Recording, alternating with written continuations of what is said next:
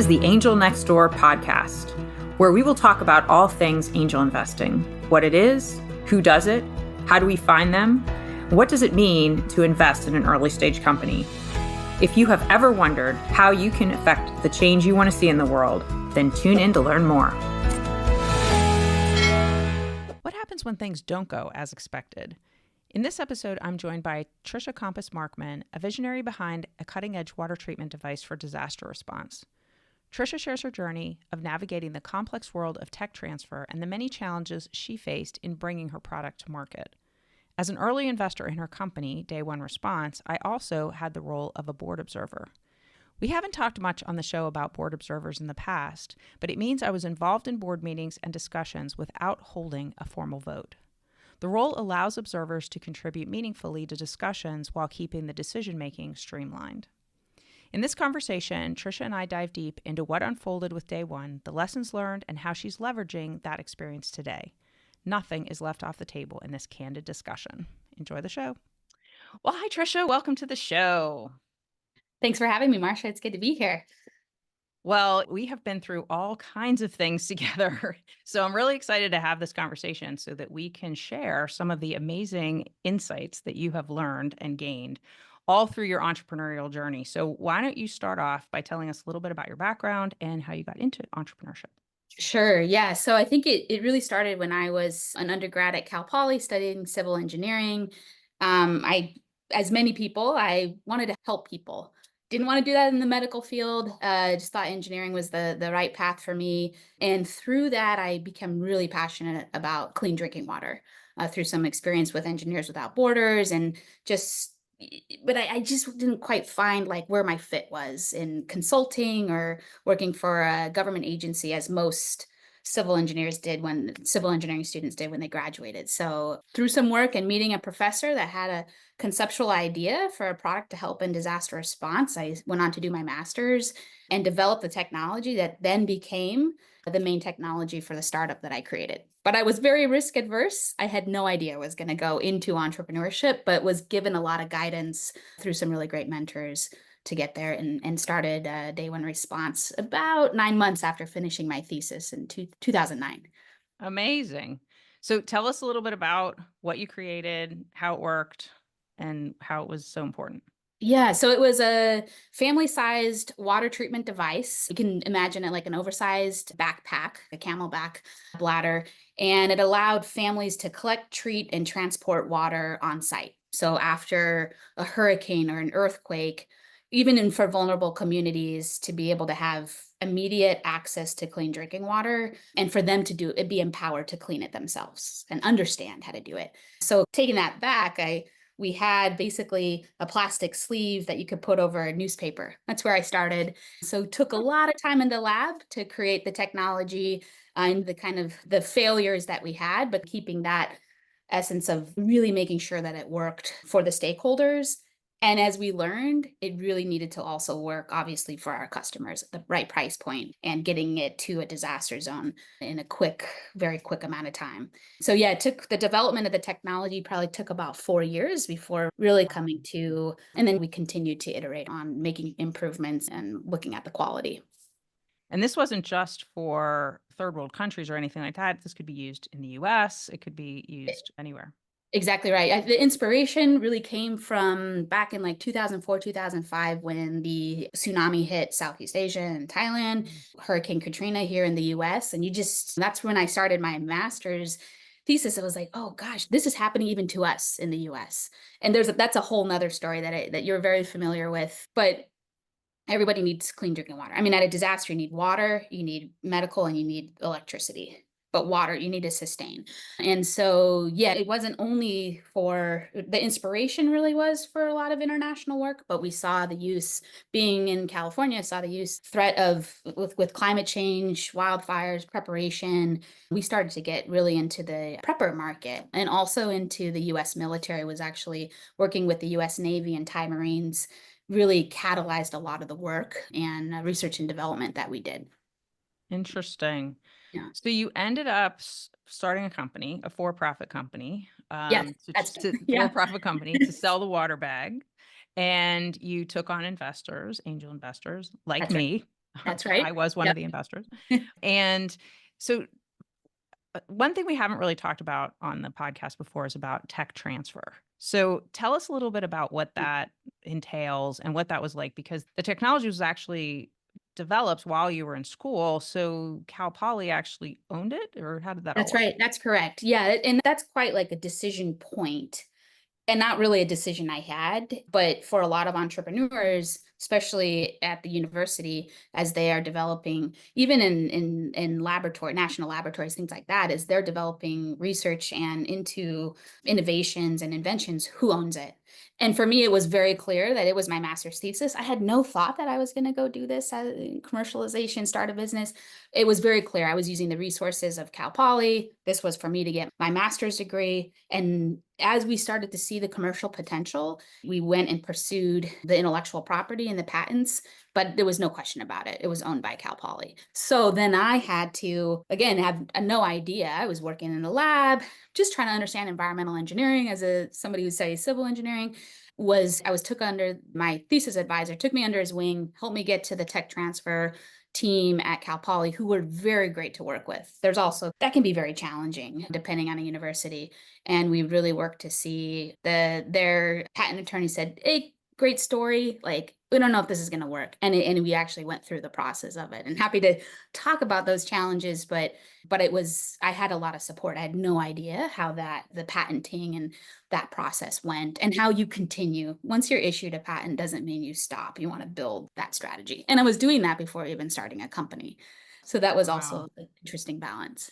Yeah. So then when you went to take on investors, Oh yeah. how did that work? Because I Yeah. know the investors would be like, wait a minute, you don't really own this. So if we're going to invest in it, we don't really own it. So yeah. Yep. Yeah, and I think in as when you have so many stories is at an early stage, what is the asset of a company? Like, great, the team is so important and all that, but what is it? And it's usually the intellectual property. And so I had some good advisors and things like that to try to help me understand that I needed to get that buttoned up. But that was a make or break for our early, and rightly so, for our early investors as well. Okay, you don't own it. DayOne Response.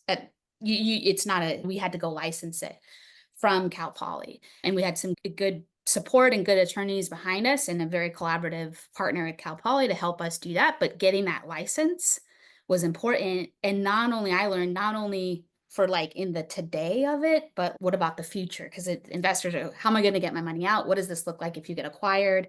And that was a thought process as an entrepreneur, as a first time founder. Like, I got to be thinking about that. Right. But yeah, because you didn't want to be stuck that all of a sudden Cal Poly is making decisions that DayOne Response and our investors and board should be making. So we had to make sure that was really clear. But we had the exclusive license to commercialize it in the different fields of use, but there was a royalty kickback. And we had to understand that for our planning and budgeting too. Right.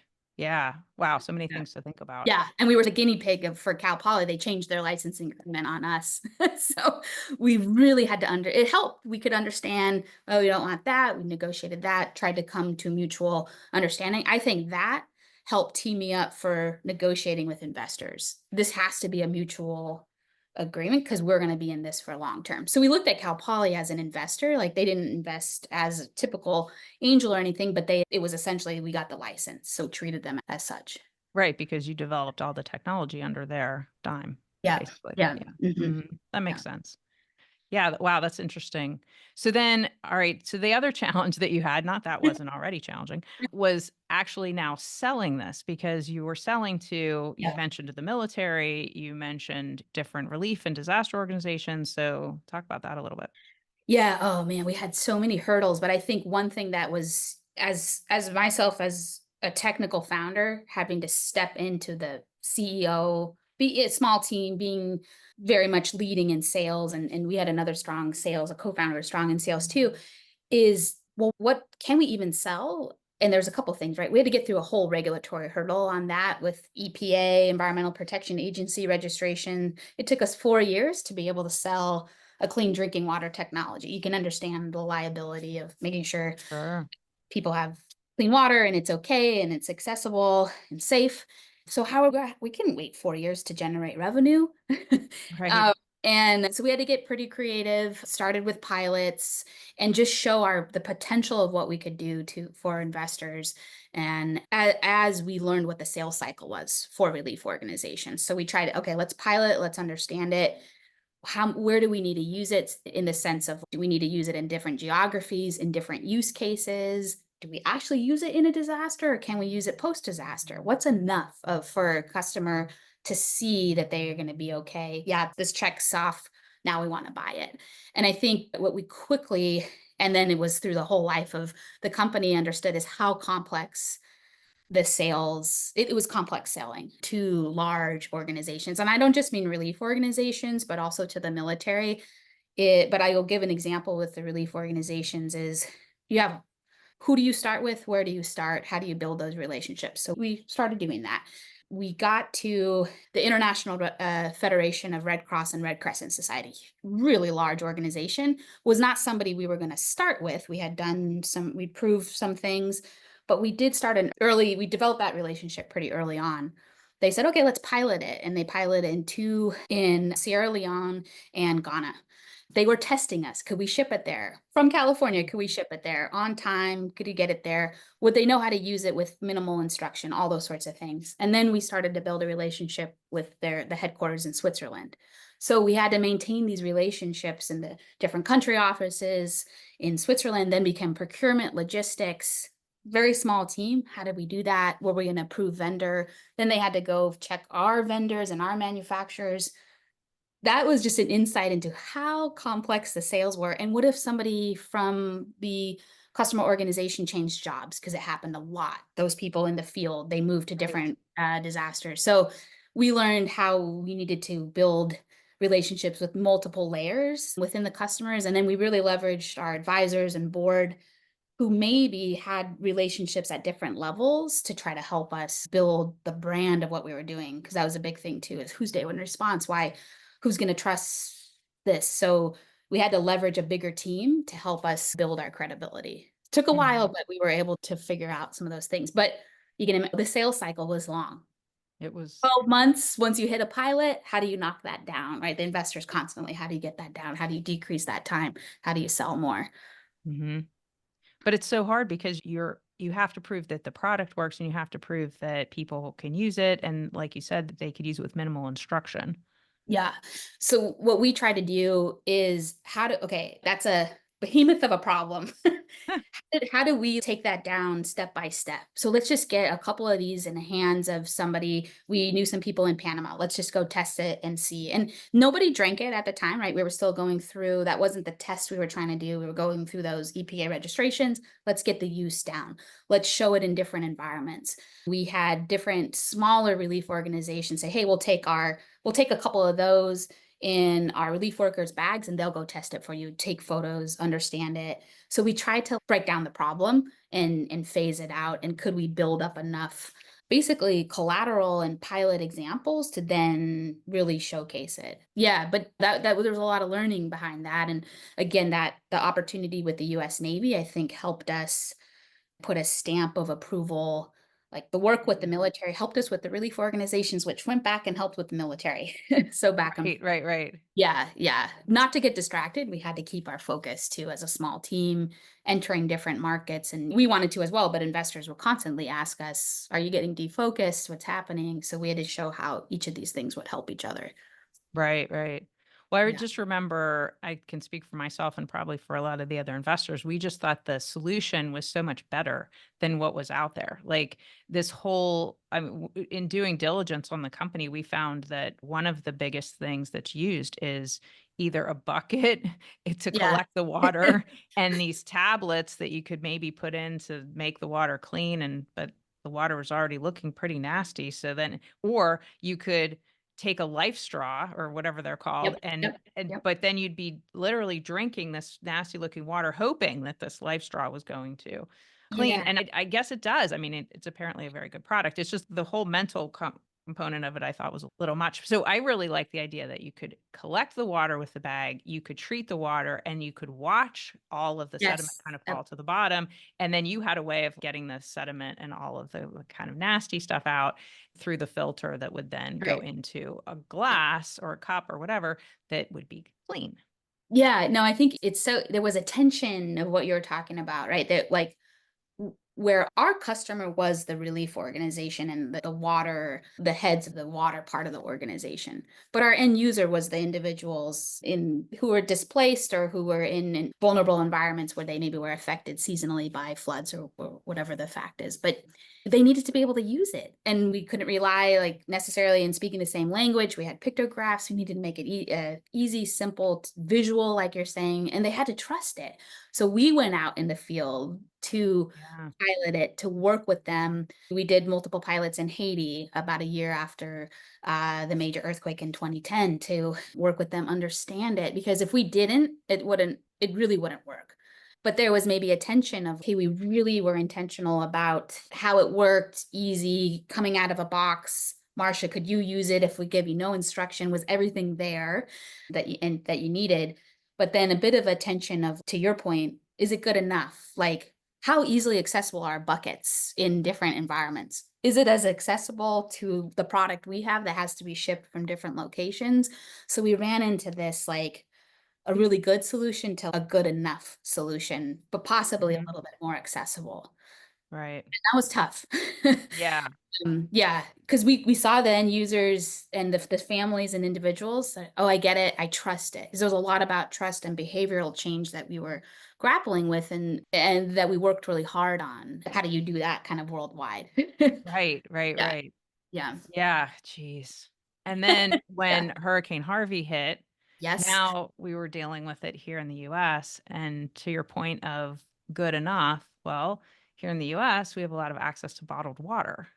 that's right. So even though it's more expensive, it's heavy, you can't ship it. I mean, I remember hearing that people were bringing like their pickup trucks, like with bottled water from other places around Houston, just so that people could have drinking water, which is great. But in a lot of cases, you can't do that That's right. in Yep, yep, other yeah. places in the world, right? So, but and why couldn't they think that this water bag solution is even better because way cheaper, way easier to use. You could reuse it over and over again, and you wouldn't be having to have this big expensive bottled water. Mm. But bottled water was good enough, Yeah, right? and I also think it was it's a behavioral thing. Yeah, And it's like you and I were used to going to our tap, getting a glass of water.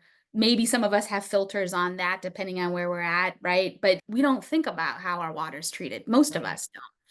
And that's not the case in a lot of remote areas. They have to know they're treating their water. So here in the US, there was a behavioral thing and then also a logistics thing, right? You had a lot of different sorts of consumer like Coca-Cola or Budweiser or local microbrews changing their facilities to produce water instead of the beer that Wow. they would.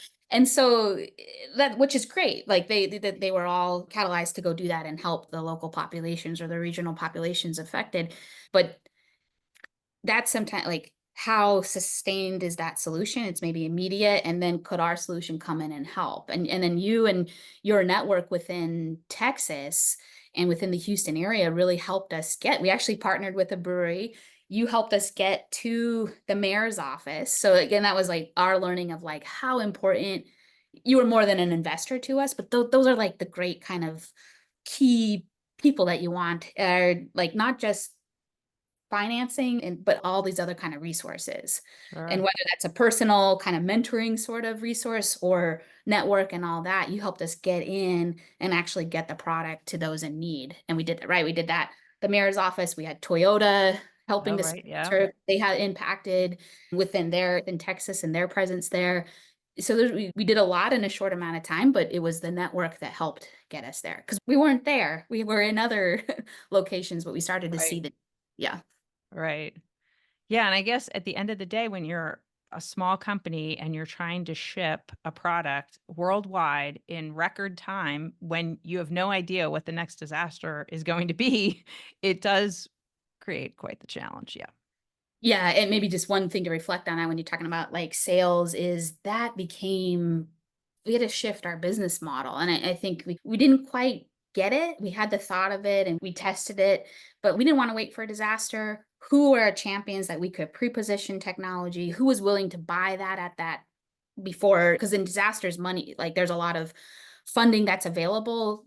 Pre-disaster, that funding is maybe not unlocked yet. So, right, we worked with corporate sponsors to help seed inventory. We built a whole distributor network here in the US and internationally.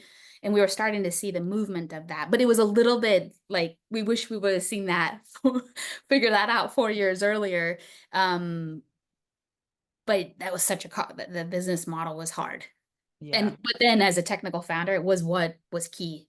Again, the technology was okay, but figuring it and I mean, it was, I think really good, but if you could figure out the business model, you could almost put any technology through that. So I Right. had these learnings of just how much business, like the complexities of business. And as a technical founder, like just opening yourself up to, that's good. I don't want to live in the lab. I want to go problem solve these things. Sure. Yeah. Yeah. Yeah. Yeah. But And even yeah. though, yeah. And even though DayOne didn't make it as a company, but the learnings from it were fantastic. And then COVID hit. So there really wasn't, Yeah. I yeah. don't think we would have survived. Yeah. I don't think so Yeah. either. No. But from there, you have now taken that to a new place. So tell us a little bit about VentureWell and how you're helping so many other entrepreneurs with your and Yeah, I'm really grateful. I mean, right, I'll give you a little bit right before joining Venturewell is like, what do you do? So I had to close the company, DayOne Response. Took about a year to do that. What do you do as a first time founder of a smaller startup? What do you do? I had no idea. But I had several conversations with you. I had board members, mentors to help me think through that and open up. So do I keep working in water? Do I work in innovation? Do I go be a consultant somewhere? And VentureWell, a nonprofit organization that helped me as a university student understand entrepreneurship, give me these initial tools to open myself up as a technical founder to the world of business and entrepreneurship. And VentureWell was an early investor in the company. It was, hey, let me reach out to VentureWell. Christina Tamer was our investor contact at the time and just see what's happening. I wanted to stay close to entrepreneurship. And just coincidentally, she said, hey, we're actually hiring, we're opening up our team here, and we could really use somebody with that entrepreneurial mindset. So I did not know that's what I was going to go do, but I know between you and some other mentors that what about teaching and sharing your yeah. experience? And so it's been a great now with VentureWell to work with a bunch of other founders, be a little part of their journey, but to share like entrepreneurship can be lonely, can be challenging, but if you build a good tribe and network, it's really exciting to see the innovations and just the challenges that people are solving for our world. Yeah, and I think the Aspire program that VentureWell has is just so good. And Christina was on the podcast in the past and talked a lot about it, but having that accelerator program that entrepreneurs can really fit into their own schedule because yes, there are virtual classes to attend and yes, there's a 3-day in-person meeting, but I mean that seems pretty tame compared to what some accelerators have people go through and the content was so good and I feel like I heard so many of the founders come out of the Aspire program saying, I feel like I know so much more now and I feel so much more confident to be able to go and have conversations with potential investors. Yeah, I think maybe just two things from so the Aspire programming being investor readiness, investor engagement. You talk a lot about drive-by advice or drive-by mentoring. Yes. And it's not that. Right. It's Right. actually where like, because you've been a mentor for Aspire, we have incredible network of mentors. Many are active investors. They're not investing in the companies, but they're helping come in this particular program. That's not the point. But the point is to build up these mentors and supporters so that the founders can exit with a lot of confidence, with a viable funding plan, or with saying, hey, I need to get more non-dilutive funding before I'm ready. Or maybe working with angels and VCs is not my thing. That's okay. Everybody's path is different. But yeah, I think the network of the mentors is great. And then one thing recently we found from a founder who's a working mom, 2 young kids, she's in Aspire, and she said the accessibility of that program was huge for her. It's a sprint. It's about 6 weeks, 5 to 6 weeks, and most of it's virtual, and then it ends with 2 days in person. And so you can learn a ton, but we try to make it accessible. And so that was exciting to hear the story that we could help a lot of founders that may not already have a network. I was very fortunate to have one to help me through the financing process, but let's not make it like, let's try to make people succeed. And Right. and if it's not for their company and they go take those tools and go be entrepreneur or go help another startup, I mean, I think that's success too. I completely agree. I mean, we hear about companies that don't make it, and that certainly does not mean that the founder did a bad job or didn't do the right things or all that kind of stuff. I mean, we expect that at least 50% of startups are not going Yeah. to make it. But that doesn't mean that all those learnings have to die with the company. I think in this case, it was the opposite. I think all of us learned, not just you, but as investors, I learned so much. I know so many others that did, and we've taken that. And DayOne Response does live on because we talk about it in almost all the Aspire programs, and we're always going back to the learnings and sales cycles into large organizations, whether it's the military, NGOs, hospitals, colleges, that it's challenging. So just being able to have that knowledge that as an investor, if we're looking at companies and we're seeing founders saying, hey, no big deal, I'm just going to take my product and sell it into all the major hospitals, I don't know if it's really going to be that easy. Right. So I think those are some of the things, like as we're doing diligence, we really need to be looking at. Yeah. Yeah. And then we, as in the venture side, try to help get teams ready for that. Yeah. Yes. Who within the hospital are you selling to? What, getting the nuance of that will help them be successful, but will help them set up for conversations with you and other investors to understand, like, oh, they get it. They still have a lot to figure out, but they like get you when you get excited when somebody's like, oh, they really understand what they're doing. Yeah. So yeah, it's been I had no idea that I would get to this part of the journey, but I think having your support, it was our mutual friend, Ann Magus, said, make sure you have people that are keepers of your journey, and you're a keeper of my journey. Help get me out of the rut of, yeah, that ended, but you still have potential to go do something else. And Absolutely. yeah, so I Yes. appreciate that. Yeah. Well, and that's why I featured your whole story in my book. Thank So, you. yes, which everybody should go get. Do good while doing well. Yeah. Yeah. No. Yeah. Thanks, Marcia. Yeah, Oh, it's an excellent read. yeah. Well, thanks so much, Tricia, for coming on the show. Thank you for having me. Yeah, excited about what we're going to do next. That's right.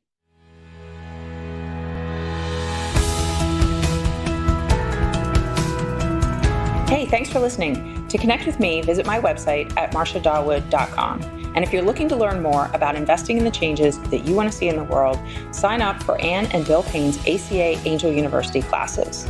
You go to angelcapitalassociation.org, all one word, to find out the schedule. Many classes are offered, everything from the angel investing basics, fundamentals, risks, due diligence, term sheets, valuations, returns and portfolio strategy, and for a deeper dive, there are advanced classes which include capitalization tables, startup boards, and exit strategies.